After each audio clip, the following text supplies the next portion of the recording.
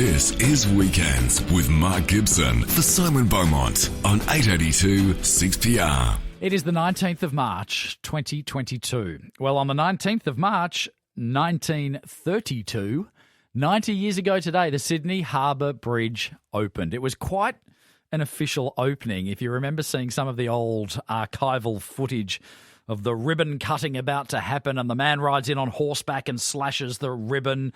But I tell you what a feat of engineering the Sydney Harbour Bridge was for its time back in 1932. Let's take you to Sydney now. Professor Wije Ariyaratne from the University of Sydney is a professor in bridge engineering and was even in charge of the Sydney Harbour Bridge for a while. Good morning to you. Good morning. Tell me, Professor, about the feat of engineering. This is a bridge that engineers like yourself must be pretty proud of. Yes, the whole of engineering community, we are so proud. And it is a structure that was not designed for the day. The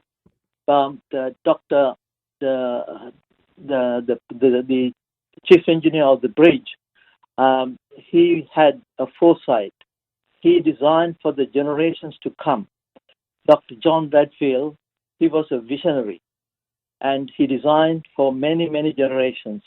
And it is a unique bridge for the time. And the engineering features are marvelous.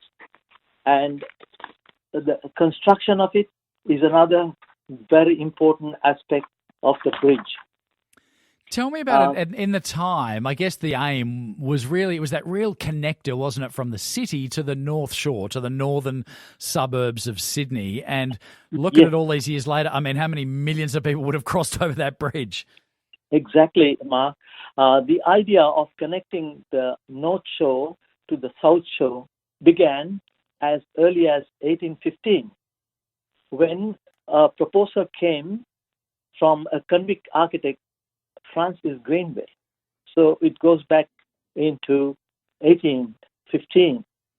And then in 1922, Ernest Stowe proposed a three-span bridge which would have connected Bowles Head, Millers Point, and Balmain.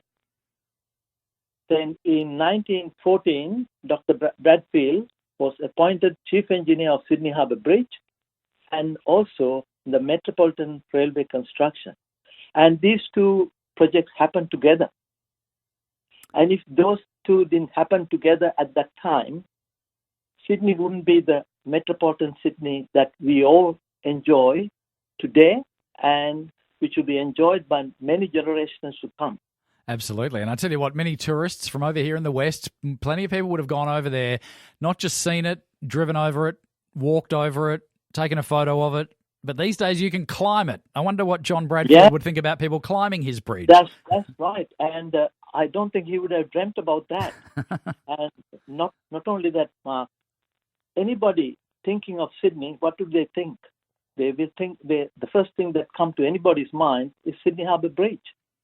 Well, I tell you what, there's probably two things. I remember when I was a young bloke and moved to Sydney, there's the Sydney Harbour Bridge and the Opera House. And being a kid from Perth, I remember arriving there and actually not realising how close together they are. There's that circular quay in the middle. There's the Harbour Bridge. There's the Opera House right there, every picture you need. Exactly. And if you travel world over, then you realise which is another city that you can compare it. Yeah. I would say very few and maybe none. Yeah. Getting three, as you said, Mark, three different, one could even call icons. The Sydney Harbour Bridge, the Opera House, and the Circular Quay, all blending together. Yeah. And he had the foresight to come up with a structure. His idea was earlier for a cantilever bridge. Right? Then he went to UK to study the process of tendering for Sydney Harbour Bridge. Then when he came back from that study, he changed his mind.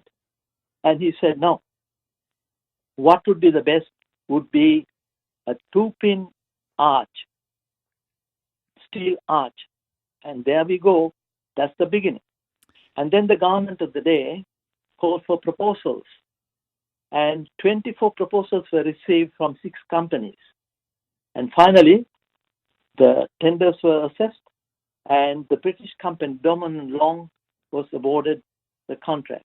And also, Mark, there was a misnomer that before our bridge was built, that is Sydney Harbour, there was the Tyne Bridge in northwest England was built. No, that's a misnomer. Our bridge was built first. You sound pretty proud of it. I was just thinking, I think Paul Hogan is our favourite bridge worker back in the day. What goes into looking after the bridge? Paul Hogan was a rigger on the bridge. Yes. And currently, there are 100 staff being used to maintain the bridge. Wow, 100. 100 staff plus. When I was with the Transport for New South Wales, in fact, I started a research project. Certain areas of Sydney Harbour Bridge, as you know, difficult to climb for people. There's a risk factor. And this is a structure built in the most aggressive environment that one could think of.